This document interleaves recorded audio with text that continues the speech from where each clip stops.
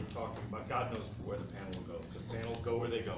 But we're going to try to talk about the representation of characters with disabilities in fantasy and science fiction. We will probably be focusing on written representations, but I'm absolutely certain we will dive right into film and television as well.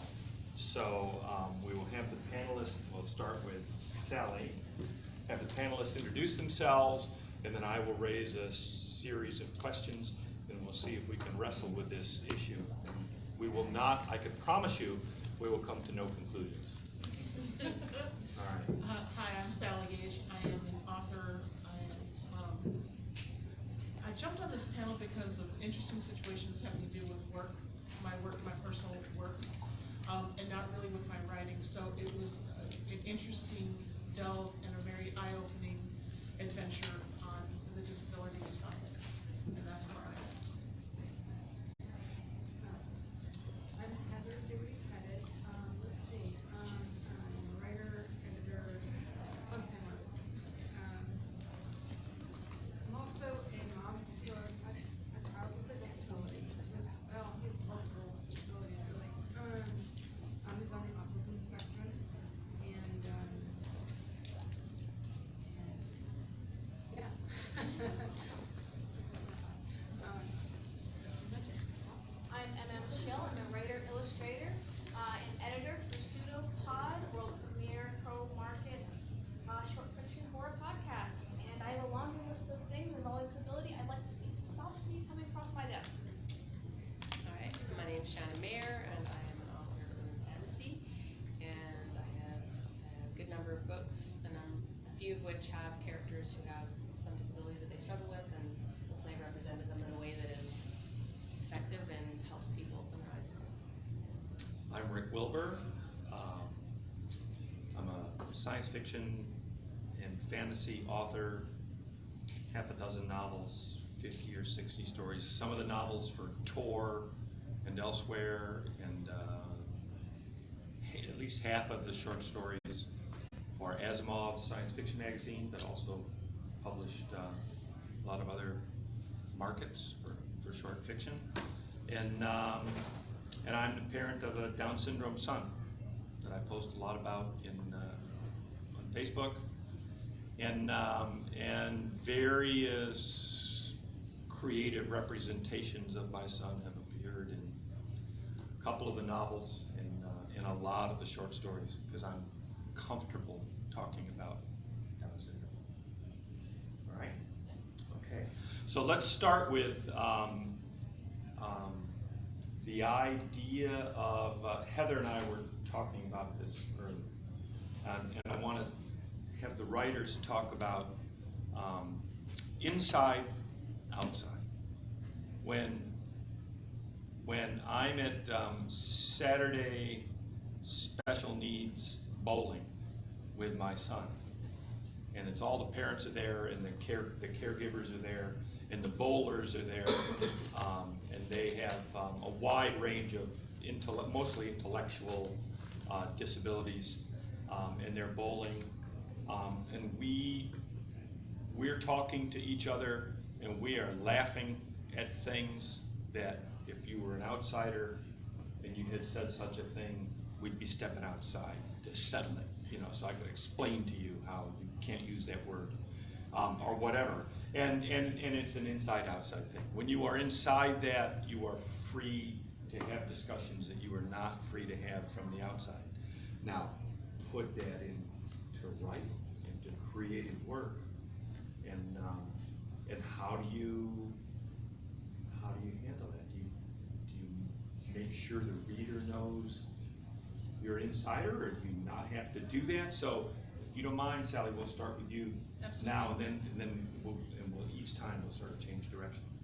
Like I said, I have never written a character with a disability. However, as a reader, I am skeptical if I read it and if the author doesn't disclose, like, I'm a parent of an autistic or a Down syndrome, or where they have experience in that realm. I'm automatically skeptical. I don't even why. Because that authentic voice of having a writer from that realm is, I feel important. I feel it's important to disclose. And it doesn't have to be, every author has a bio, just, just a bloop. You don't have to disclose names or anything of that nature, but it is important as a reader for me to see that. It also, like I said, my job is a very difficult job, and I happen to have a client who is Asperger's. I work with death row inmates only, and he is death row, and I suddenly formed this bridge between the lawyers and how his family reacts and how his family treats him and how his inner world is versus the legal world, and it's a very difficult place to negotiate. So that, as a writer, has given me this is important, and has filed away, which is why the interest in the panel. And so I went looking into tropes and what to do and what not to do, and I feel important on the Asperger's syndrome is to, if you're going to disclose a character, to have the character's story there and how their world is not just a flash pan. It's like, well, this is why he talks this way, or what have you. Feel that character, know that character's realm, know how his world is or her world is, because it is important as a reader and someone from that realm to see that. Because you're dealing with people's lives, even though they may be fictional, it's still people's lives, and representation does matter. All right. Okay. Very well said. Thank you. So, let's see. You're free to approach this in any direction you like. Yep, just jump on your pony and ride.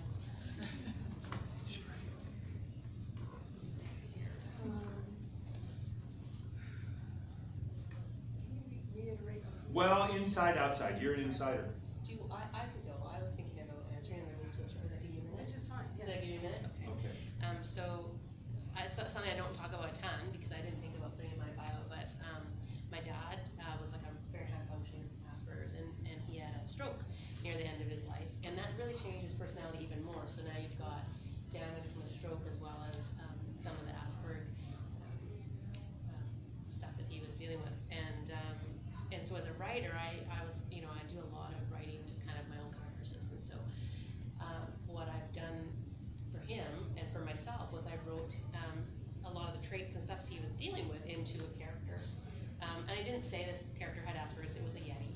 It was a Yeti who'd had a head injury, because that I could highlight what he was struggling with while still giving him the sensitivities and the kindness that he was as an adult man, as my father, but also some of the things that would, like, growing up with him, looking back, I'm like, he said the craziest things and did some of the strangest things, and we didn't realize until he was older. And so it was a way for me to really explore what it was having a father who had Asperger's, and then the stroke damage on top of it, and do it in a way that put it out there that this person will still have value and still have a part of the story without diminishing them because they, I didn't say they have this person has a disability, this character has a disability. I just said this is who they are, and they're still part of the story, and they're still able to contribute to the hero's quest, just in a way that's maybe not traditional in the sense of what you would expect. And so that's one of the things I will do is I will take characters that are not traditional and not, I don't come out and say this person has mental disabilities. I just say, well, this is who they are, and this is the part of the story, and this is how they participate, and this is how they go forward. And so that's me writing it into a fantasy world. So. Great. Either one of you want to pitch in? You're also free to not pitch in at any Yeah, moment. like, it's not like, some change using that one. How I usually view storytelling and when I read people's stories, it is blanketly obvious when something isn't approached from a place of empathy. And the inside-outside, usually what's missing on the outside is a lack of empathy. There's less grace. I think it's very hard to be a storyteller without empathy, understanding how other people experience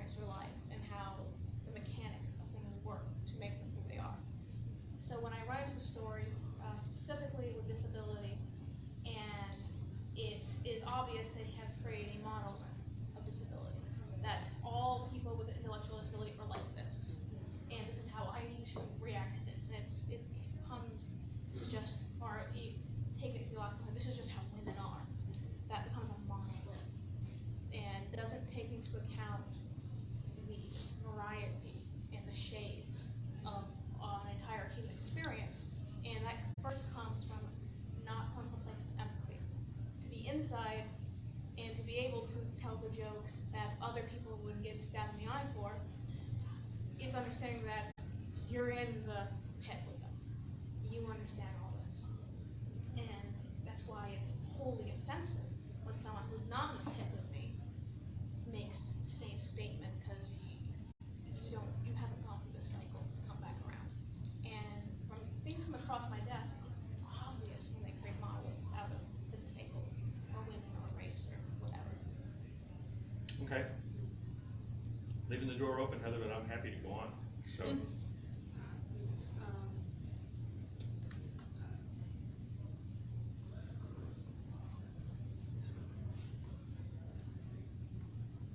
There was a part of what you said, though, that made me think about, because, I liked how you said that, because,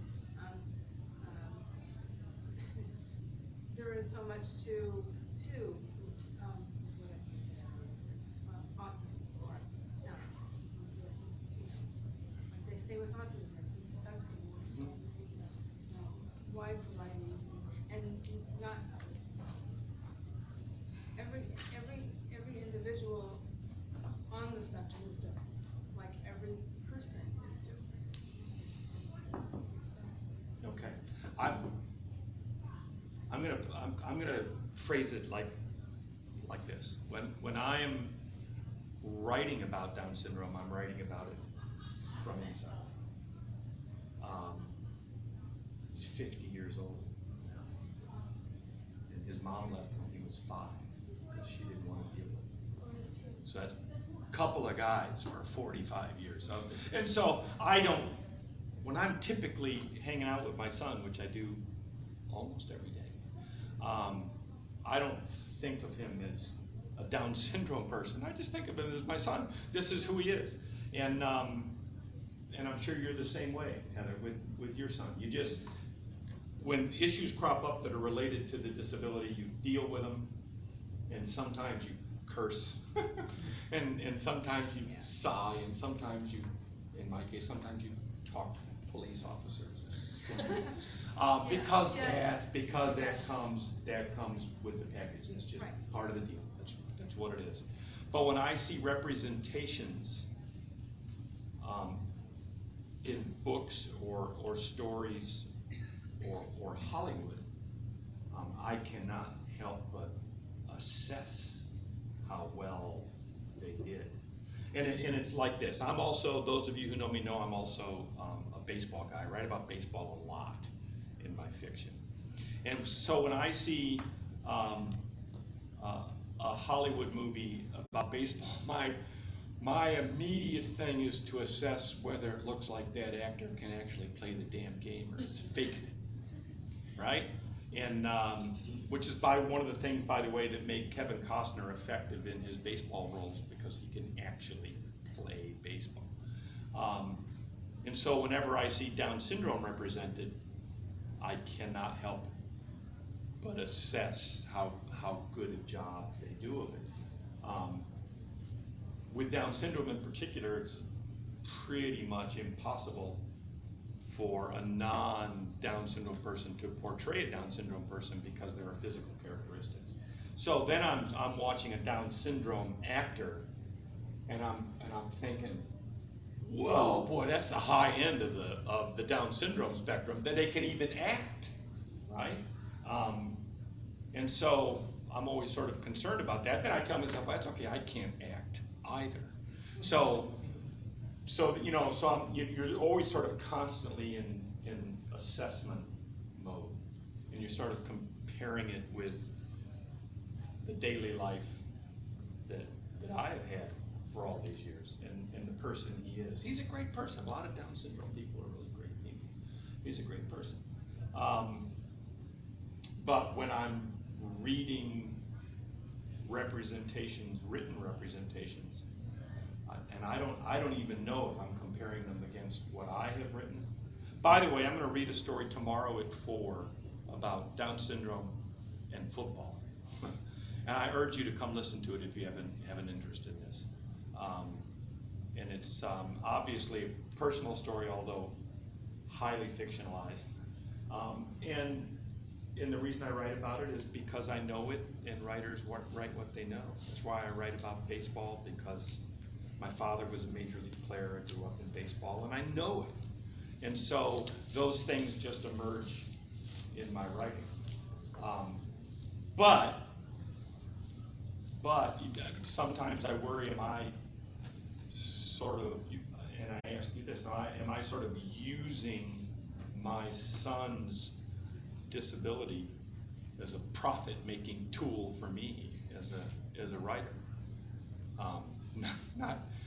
Not that 9 cents a word is great profit, but I do have a reputation of having a lot of Down syndrome in my You have stories. a life with your son that is not 9 cents a word. You're using the knowledge that you have gained over 50 years of experience. You're not using your son. You'd be using your son if you were writing books about your son's daily life and what he does.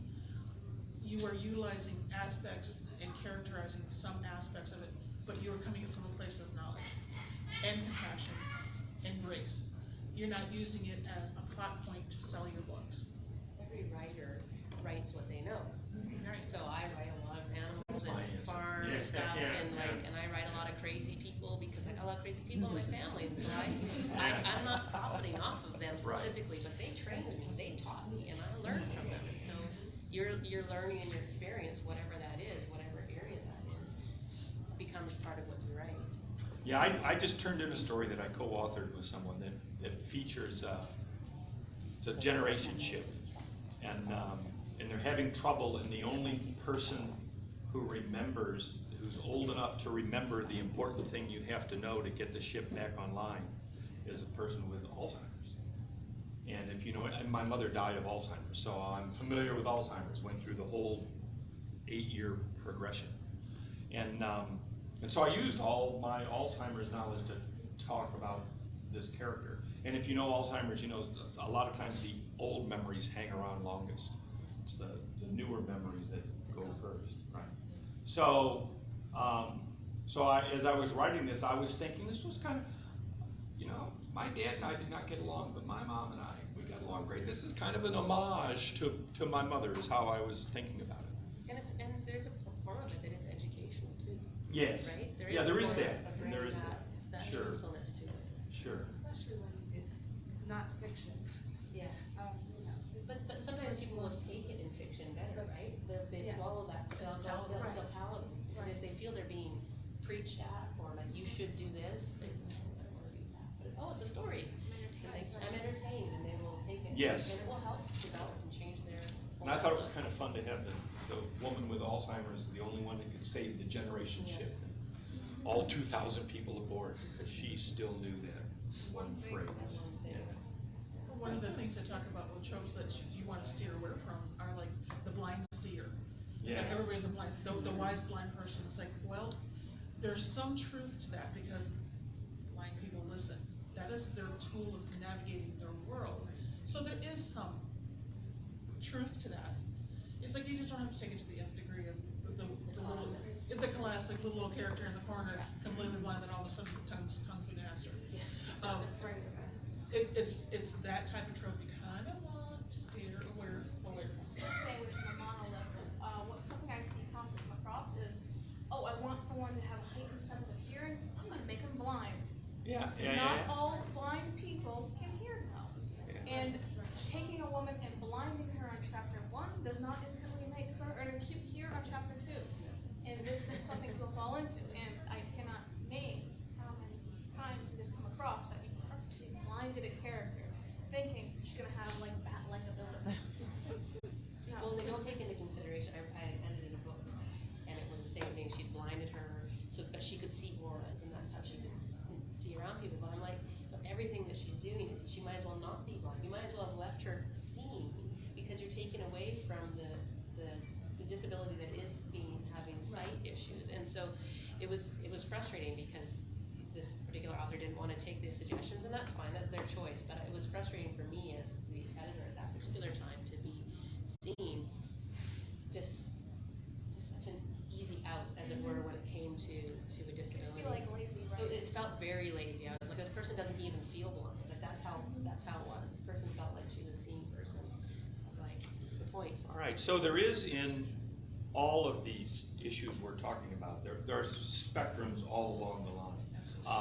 Much higher functioning, much lower functioning, and not just intellectual, but physical disabilities range from undetectable to very detectable. And so how do you, as writers or editors, how do you deal with sort of the character that this person is using is like a point on a line? I mean, I'm thinking of, and I think, because I always think of terms of Down syndrome, so I'm thinking, if my son is here, the ones who are acting, the IQ, the intellectual abilities of the ones who are acting must be way up here somewhere. He has a good friend, Down syndrome kid, who has never spoken a word in his life. He can't speak. He can smile when he's really happy. And everybody at bowling, he gets help and he bowls, and when he bowls a strike, he smiles. And the whole room lights up because it's so rare to see this individual have this smile. But that's like a point. You can never represent the whole. It's really hard as writers or editors to represent more than a point on the line. Well, I think also people as a whole, not as people, but people as a whole has an idea of what Down syndrome is. They have an idea what autism is. They have an idea what blindness is, what deafness is, what differently abledness, whether they're legless, armless, or what have you. They have an idea. Yeah. And so we automatically go, I'm going to write this guy in a wheelchair. Let's start with the basics. And then me as a writer, if I'm going to write someone in a wheelchair, I take that basic and strip it. And it's like, because not everybody in a wheelchair is a nice person. Not everybody is a saint. Not everybody is the token, pardon, smartass. There's also a balance. You want a balanced character. You don't want a complete dick and a complete saint. You want a nice balance. So what would make this person not just palatable, but a real person that just happened to be in a motorized chair, or happened to be one-legged, or just happened to be something?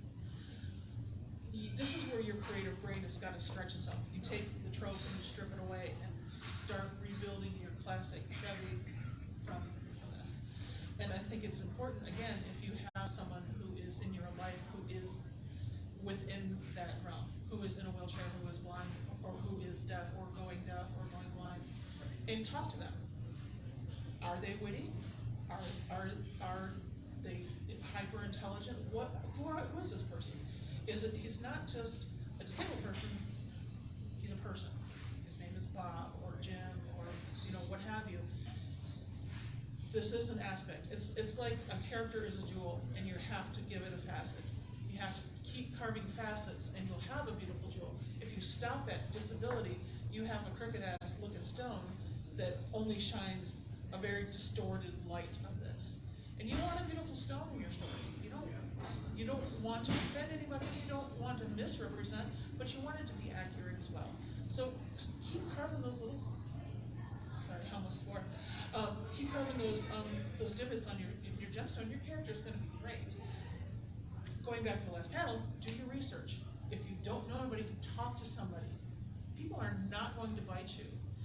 And you'll have to expose yourself to be a human being, scary, to other human beings, and talk to them. It's like, would you mind if I talk with you a little bit? Volunteer. You get a wealth of knowledge just volunteering. I sit up here and I talk with people. I talk with people about werewolves. I don't know who they're talking about. I don't know talk to them. People are people. No matter what you decide to make the gemstone into, they are still people. Respect, dignity, accuracy. Don't be lazy. That's a big one. To your point, they're people. And when writing characters, and in fact, writing characters, people want things. Characters are pretty useless without them wanting something. Well, that's Ray Bradbury or Highland that said like, when you write a character, make them want something, even if it's just a cup of water. So when you write a disabled character, it becomes very apparent when you just made this entire character about their disability. Yeah. There is no one alive or no one in fiction in a good story that doesn't want something. And it probably has nothing to do with their disability, or it could be multifaceted and attached to it. Well, along those lines, conflict is important to story. And so how do we appropriately give conflict to disabled characters? To me, it's just story mechanics. This is what they want. What's in their way? That's just conflict 101. And if you have conflict that's not necessarily attached to blind girl wants to see, that can become very Right, cringy. so that's what I'm getting at, is But- the difficulty of that, doing it in an appropriate Can fashion. find blind girl another motive. Blind girl wants to learn magic. Blind girl wants to find a date for the prom. Blind girl asks guy out to prom. Turns out he's a vampire. Oh, I mean that at least is something that has nothing to really do with, just capitalizing on that. She wants something, and we're allowing the fact that she's blind to build her character Yeah. instead of creating her into a character. You know, you've just prompted a thought in my mind. Is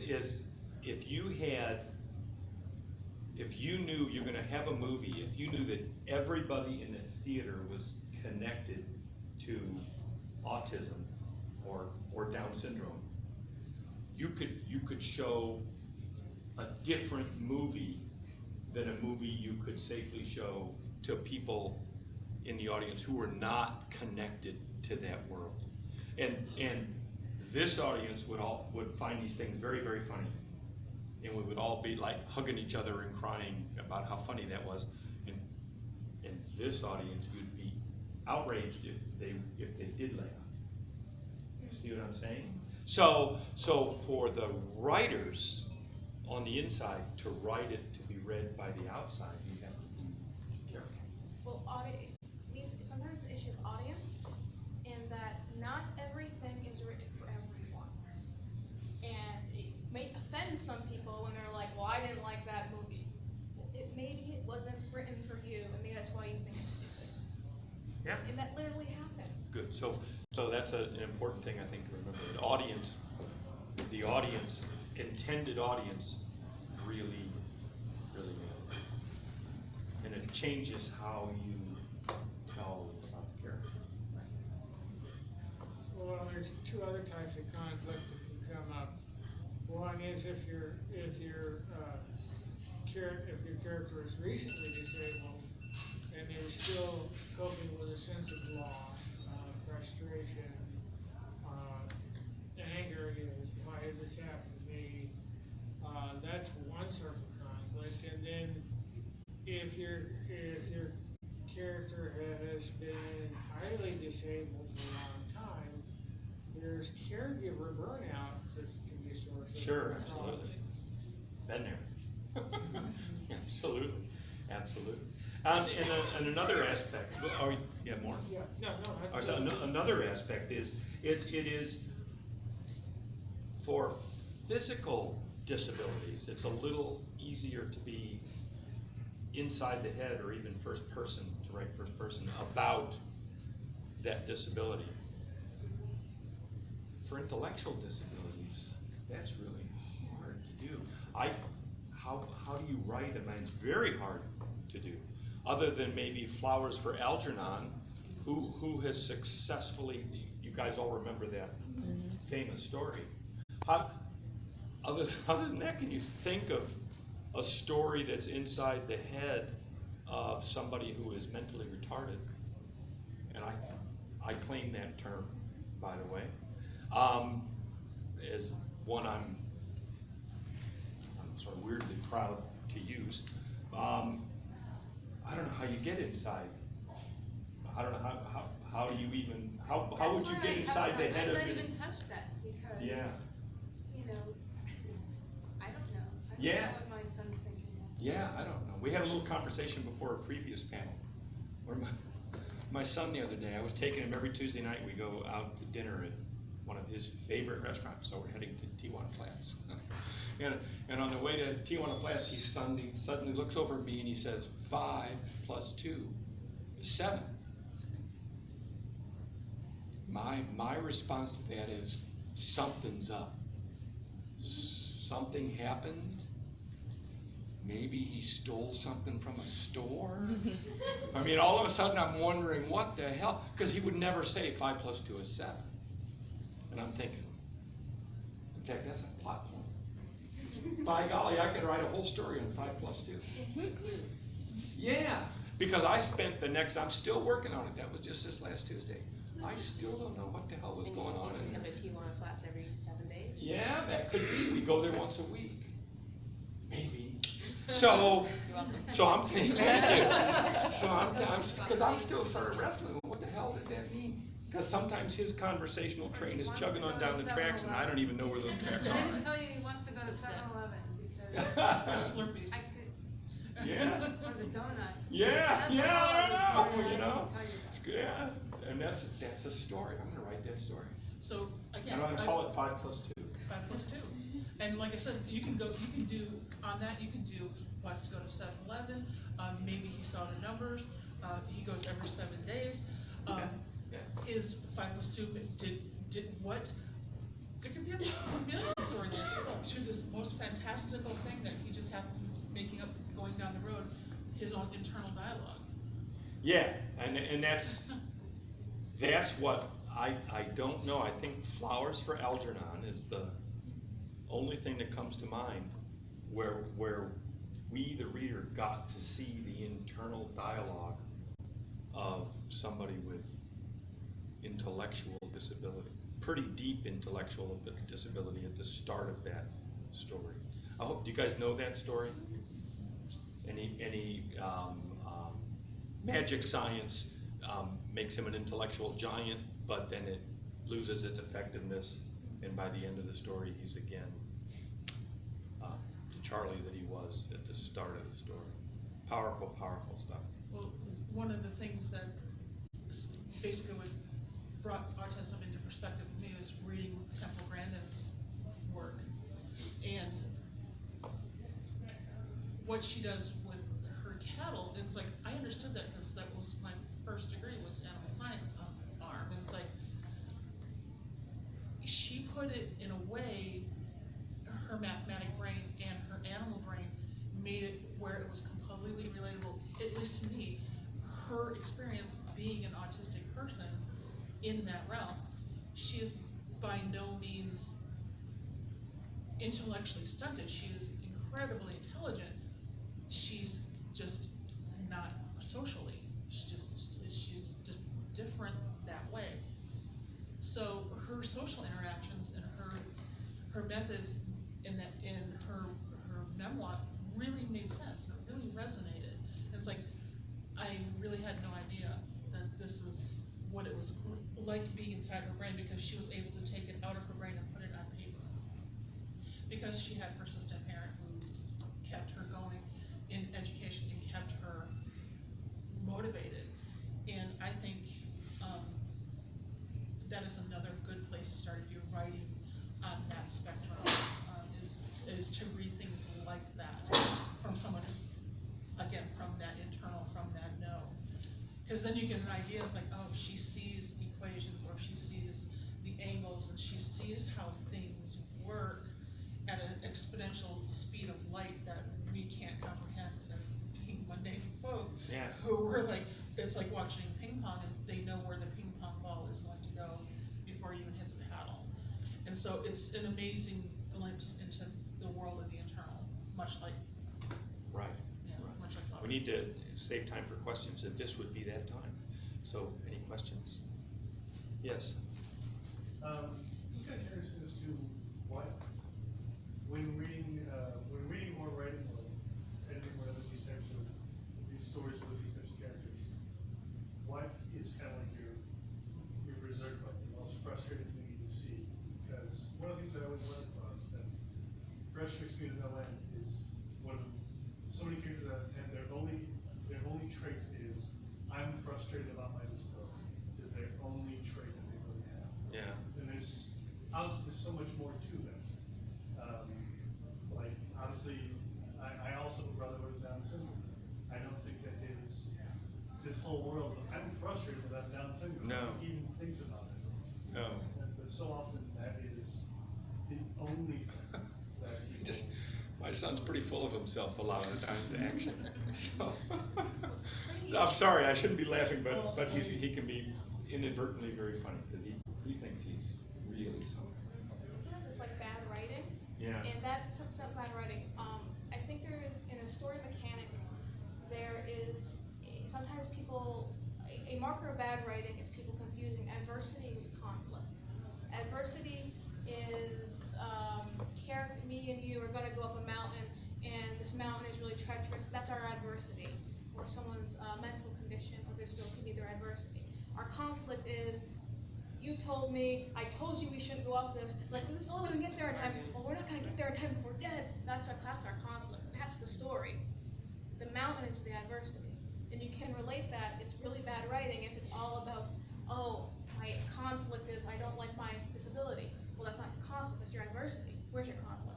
Because your conflict's where your character is. So. Good. Another one that's like on the same thing of character conflict, and that representing fat as disability, it's like that can be some real conflict. It's like as if a spaceship, you want to go down a tube, okay, my ass ain't gonna fit. It's like, do you leave me? Do I beg for you to leave me? Do I beg for you to, grease me up, whatever? What is the story plot because of this particular physical representation? And it's like, and do it accurately. Being someone of size, it's like, I'm very keenly aware of my size. I'm 6 foot tall, and I'm 400 pounds, so I am a bull in the veritable china shop. Everywhere I go, I'm keenly aware of my size. But in my internal dialogue and writing, I've written several fat characters, and it only becomes an issue as a conflict if I can't get through that space. That's a real, physical, real world conflict that has nothing to do with what I am. It's just what it is. And what it is, what ensues is the what happens around it from the characters around. How do they deal with it? And it's like, you should have lost weight, should have rated that Twinkie. Or it's like, oh my God, it's like, it didn't really occur to them that this should have been that small, or what have you. So dealing with that in this particular one is very real in my realm. That can be adapted to, going back to wants and desires, the girl in the wheelchair wanting new shoes. But then you go, well, she doesn't have legs. It's like, it doesn't matter, she wants new shoes. That's what she wants. She wants those really cool, pretty shiny shoes. It's not taking advantage of that disability, but it's just something that she would deeply desire to have them. Even if they're put in the bag, she still wants those shoes. A legit want of the character that is not taking advantage of the character. Of course, you want to fall back into that comfortable trope of, I want legs so I can dance, I want eyesight so I can see. Take that same thing. It's like, she just wants her shoes. I want shoes because all the other girls have those shoes. Exactly. I want to be like the other girls. Exactly. And maybe I want artificial legs so I can wear shoes. Or I want even that. It's like, well, it's like, I have the artificial legs, or they're uncomfortable. Or what have you. Yeah, you can take that and not make it so white, blatantly lazy. Lazy in that writing. Make it interesting. Make it make it something that has not been done 1,000 times over. Well, I see. 90% of the time, your first impulse and your first solution for a story problem is the boring solution. Yep. How can you go one step over? Yep, maybe two. Dance over that Three or line. four, yeah. Dance over that line. Questions? Yeah, I was intrigued by what you said early on about when the parents and the caretakers are laughing and joking with each other, and it would be, the same things that you did a good awful favor and announcement. Do you feel like you absolutely positively could never put that scene in a story? The reason I asked, was thinking about this was I was watching late night TV shows this week, and apparently there's a new movie out called Jojo Rabbit about a little boy who's growing up in Nazi Germany whose imaginary friend is Adolf Hitler. And it's supposed to be really funny and getting a lot of critical acclaim, so it's like, makes me wonder, are you sure that scene's out of bounds, or would there be a way to work with There's it? been an influx, I've seen a couple on Netflix, there's been an influx of how funny Adolf Hitler was. Shows in Germany that I've seen on Netflix, which I think I'm not the intended audience for that. I think It's okay. Punching down on Hitler is different than, look how cool Hitler is. yeah, it's very, very interesting. Yeah. Yeah, so How far some people can go. yeah. Well, I think if Some books can get away with it. I think if you have a sort of a more global look at it, then you could be talking about how people who are connected to that, you could talk about the issue of how inside, outside, how they find it funny. So if you were writing about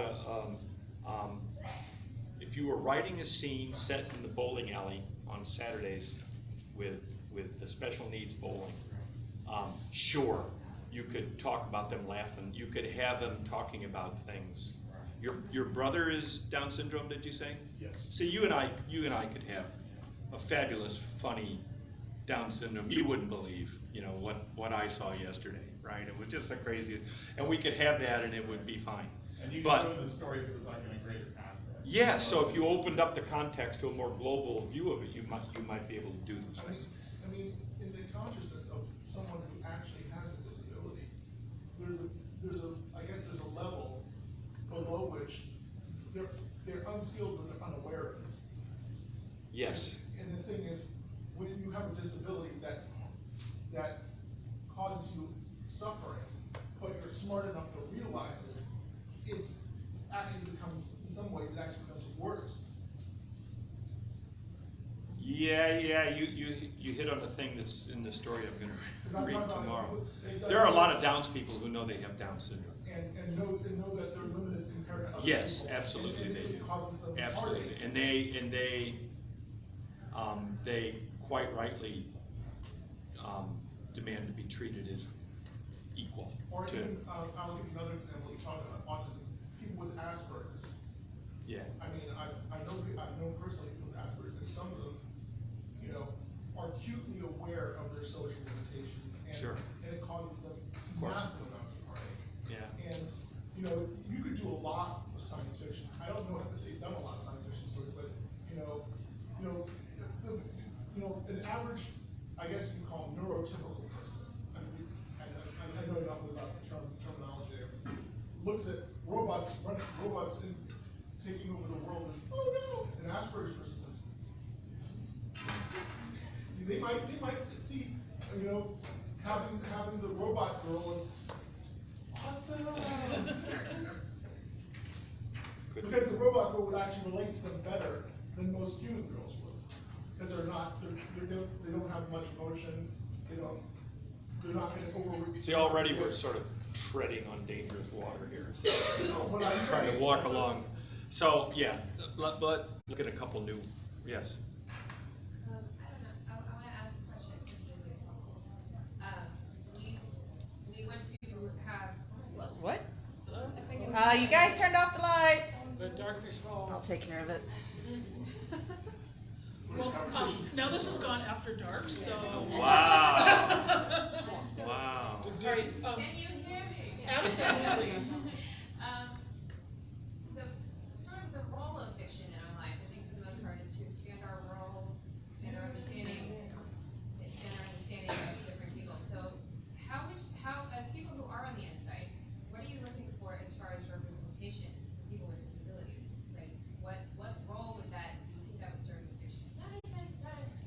touched on that. Clear question. You did. How did I touch on it? You touched on that about. So say that again, so how, I guess what I'm asking is, when people, I think there's a common complaint in our society today that there's a lack of representation. So we want more representation, but then we get bad representation and tokenism, and we don't want those things. So what's your advice as a person who has a distant relative who's profoundly disabled? I was his primary caretaker for the better part of a year, and so I have not lived the life that the people who truly are inside of you guys have lived. When you see a disabled person in fiction, why do you want that character to be there? Does that make sense? What do you want that person to teach the rest of us about life? I'd be leery of teach the rest of us. I don't know Yeah, how to because, ask that question. I don't know but how to ask the question. we alluded to this a little bit earlier. When I see Down syndrome in television or in theater, I mean, I'm always, those people, the Downs people I see in those representations are so much more capable than my son that I'm always just shaking my head. I'm thinking, no, we're never going to get, he and I in 50 years have never gotten anywhere near one of those conversations. We can't even have those conversations. So, but as long as they're treating them well, as long as the characterization is not demeaning, maybe then I'm fine with that, because I think that some of it comes back to some degree, is a very simple writer's saying, is write what you know. Like I wrote about my father's specific situation because I was living it, and I knew him very well. And so, and you've written about your son a lot because you know that, you know Down syndrome and you understand it better than I ever could. So I would say if you're going to write about a disability or trope, either make sure it's something you have researched heavily and you've talked to people, as we talked about earlier, talking to people who, if you want to write about someone who has sight disabilities, talk to people who have sight disabilities. Do your time and research if it's important to your story. If it's not important to your story, maybe you're trying to add it for the wrong reasons. now they're just messing with If you're just doing it just because you want to be diverse, maybe that's not that story's job. Yeah, Maybe, that's a very good statement you've just made there. That's It's great. a hard pill to swallow as an Yeah. editor. This is a hard pill to swallow for that writers sometimes need to swallow. And I get pushback on that sometimes, which is when I say not every story is your story to tell. Like sometimes, it'd be really cool if I write this story about a guy with Down syndrome.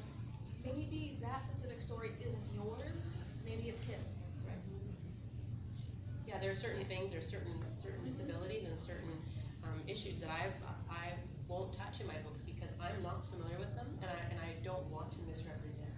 I've been asked several times if I'm going to write LGBTQ, and I said no. I have very little experience in my family, and I feel like I would misrepresent, and I don't want to do that. And are you taking up air that belongs to the Exactly. people of that air? And someone who could write it so much more accurate, than I could. But you're taking the I think attention. But I'm that's taking why the attention, so that's Sorry, go ahead. I was just gonna say, I started writing a short story, and for some reason it had that kind of character in it, and it just kind of popped in my head, or whatever. But anyway, it was like, I didn't pursue it because it was interesting, but I didn't pursue it because I don't have that experience and whatever, and I didn't want to do it.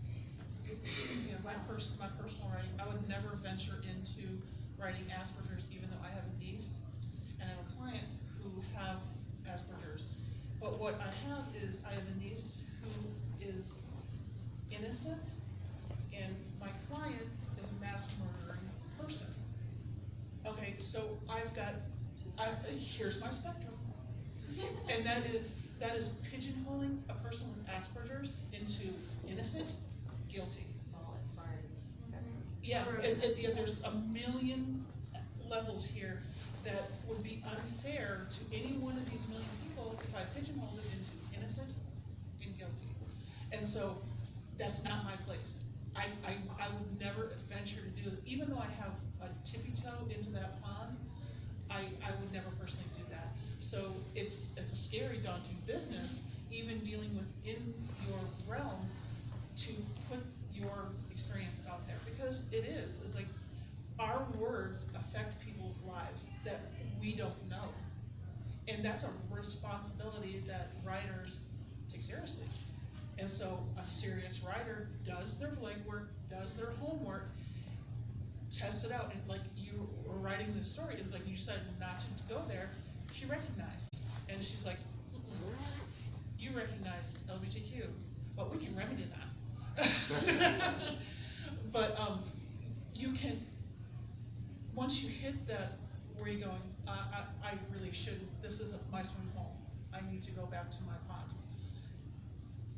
You can recognize that, then you can also, in other writers, you can say, son, you don't want me to write that. Or, Yeah. man, no, don't, when you're working, if you're doing, if you're helping others, if you're doing book edits or what have you, you can then comfortably go to someone and say, it's like you have no, I feel your story, and you have the right to write whatever you want, but take my advice and say, either do your homework more, go a little bit further, talk to somebody else, or just let the story be, or make it a private collection. We get the hint. You know, This we is have, like a we have theater. we have time for about one, maybe two more questions. I was gonna say, just wanna tack onto that too. Please do. It sounds like there's a bunch of writers in the room here, so my piece of advice to writers, regardless of what you're writing, is not just to write what you know, but to write your truth, if that makes sense, because what you put into your book, if it's true to you, whatever that is, whatever your experience is, it will resonate with the right readers. It won't resonate with all the readers, but it will resonate with the ones that are your tribe. These are the people that will get your story. And the more true you are to your story and to your truths in that story, whatever they are, you will, I'm getting buzzed out. No, you will this is get, brilliant. You Keep will going. you will get far more traction with your reader base. You will grow as a writer, because it's hard to write your truths. It's really difficult, but it will give you the most satisfaction, and your readers will love you for it, and they will be more loyal knowing that whatever that is true for you. That is brilliantly said, and that's a good place to stop. Woo!